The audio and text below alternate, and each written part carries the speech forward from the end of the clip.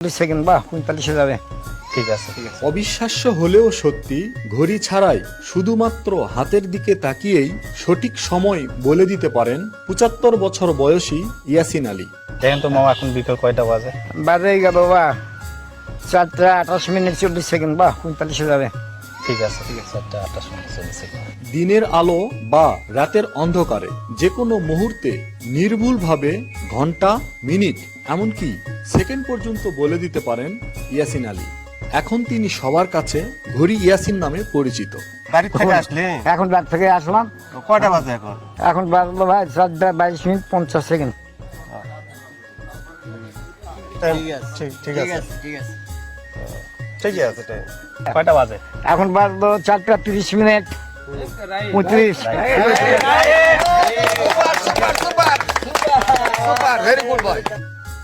ইয়াসিন আলীর বাড়ি নওগাঁর রানীনগর উপজেলার রাতোয়াল গ্রামে। পেশায় একজন সবজি বিক্রেতা। পড়ালেখা জানেন না, তারপরও প্রযুক্তিগত কোনো সহায়তা ছাড়াই হুবহু সময় বলে দিবার বিরল প্রতিভা দেখে তাকে নিয়ে গর্বিত এলাকাবাসী।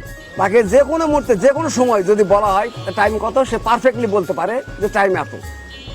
এবং এই শুনে ছেলেপেলেরা খুশি, আমার আঙ্কেলও খুশি হয় এবং আমরাও খুশি হই। আমি মাঝে মাঝে জিজ্ঞেস করি যে ফাইন কথা বলতেছে, যে যখনই আমার টাইম জিজ্ঞেস করছে পারফেক্টলি টাইম বলছে। এই জন্যে আমরা তাকে টাইম বিশেষজ্ঞ হিসাবে চিনি। তো আমরা স্কুলে যাওয়া আসার পথে দাদুর সঙ্গে যখন দেখা হয় তখন আমার দাদুকে জিজ্ঞেস করি যে দাদু এখন কত বাজে। উনি ঘড়ি বা মোবাইল কোনো কিছু না দেখে বলে দেন যে এখন কত বাজে। তো আমার আরও দেখা দেখি, ধরেন মনে করেন আমার অনেক স্টুডেন্ট বা আমার ক্লাসমেট যারা আছে তারাও দাদুকে জিজ্ঞেস করে দাদু এখন কত বাজে।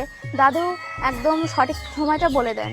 ঘড়ি ছাড়া নির্ভুলভাবে সময় বলতে পারার এমন কৌশল কিভাবে রপ্ত করেছেন জানতে চাইলে তিনি বলেন, পাকিস্তান আমলে ঘড়ি ব্যবহার করতেন, কিন্তু কোনো এক কারণে ঘড়ি ব্যবহার করবেন না বলে প্রতিজ্ঞা করেন।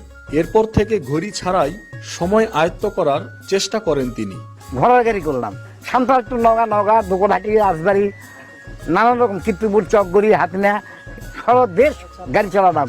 ঘোড়ার গাড়ি চালাতে চালাতে হাতে ঘড়ি ছিল, ঘড়ি ঘা হয়ে গেল। সান্তাল টু নওগাঁ প্যাসেঞ্জার দিয়ে এসে দেখছি যে সুপাররা বেতন পায়া হাতের ঘড়ি, চোখের চশমা, টাই লাগা উদরি মাদরি করছে।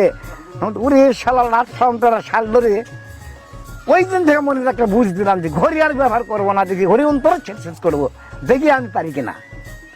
তখন ঘড়ি পকেটে রাখতাম আর অন্তরের সাথে ট্রাই করতাম। করতে করতে করতে করতে হিসাব করে দেখলাম হ্যাঁ মনের সাথে ট্রাই করা ঘড়ির সাথে মিলে যায়। আস্তে আস্তে আস্তে আস্তে দেখলাম যে হ্যাঁ। তারপর থেকে আমি আর ঘড়ির ব্যবহার করলাম না। ঘড়ির আমনামা খাচ্ছি আগে, ঘড়ি আর ব্যবহার করলাম না, ঘড়ি বাদ দিলাম। বাদ দিয়ে তখন টাইম চল নিজে নিজে সেট করতে লাগলাম। তখন নিজে নিজেই চলে যাই, নিজেই করি। আবার একটু মনোভাব করি, তারপর বাড়ি ঘরে যাই, দেখি দেওয়াল ঘড়ি কেমন হচ্ছে, দেওয়াল ঘড়ি চললো নাকি, চলছে নাকি। হ্যাঁ চলছে দেখি না, আমার কথার সাথে মানুষের ঘড়ির সাথে মিল হয়ে যাচ্ছে। দেওয়াল ঘড়ি আপনার ভিতরেও আছে, আপনিও ঘড়িকে কন্ট্রোল করতে পারবেন। ঘড়ি তো এমন কিছু না, ঘড়ি মন চলছে। এইভাবে খালি হাত দেখাই বলে দেয় যে এখন 3:20 বাজে, এরকম ভাবে। মজার বললে খালি ভুল হবে, জটিল একটা মজা। লোক এলাকার এমন কেউ চিনে না ভাই। মানে আমরা ছোট থেকে যখন স্কুলে যেতাম তখন থেকে মানে যে ওনার সাথে এমনিতেই প্রশ্ন করতাম, দেখা হলে দূরে যায় হেঁটে যায় হলেও প্রশ্ন করতাম যে ভাই এখন কয়টা বাজে বলেন তো, দূরে যায় বলতাম একসাথে গ্রুপ। এলাকাবাসীর কাছে মজার মানুষ হিসেবে পরিচিত ইয়াসিন আলী। সকলের সাথে মিলেমিশে আনন্দেই দিন কাটে তার। ঘড়ি ছাড়া সময় বলে দিতে পারায় তার নামে একটি গ্রামের নাম হয়েছে। সেই গ্রামের নাম ইয়াসিনপুর। তা আমরা এলাকাবাসী চাই চাচা আমাদের মাঝে 1000 বছর বেঁচে থাকুক। ঘড়ি ইয়াসিন খ্যাত সদা হাস্যোজ্জ্বল এই মানুষটি সকলের সাথে মিলেমিশে বেশ আনন্দেই দিন কাটাচ্ছেন। জীবনের শেষ দিন পর্যন্ত সুস্থতার সহিত যেন বেঁচে থাকতে পারেন, এমনটাই তার প্রত্যাশা। রাকিব রায়হান, বাংলাভিশন ডিজিটাল, নওগাঁ।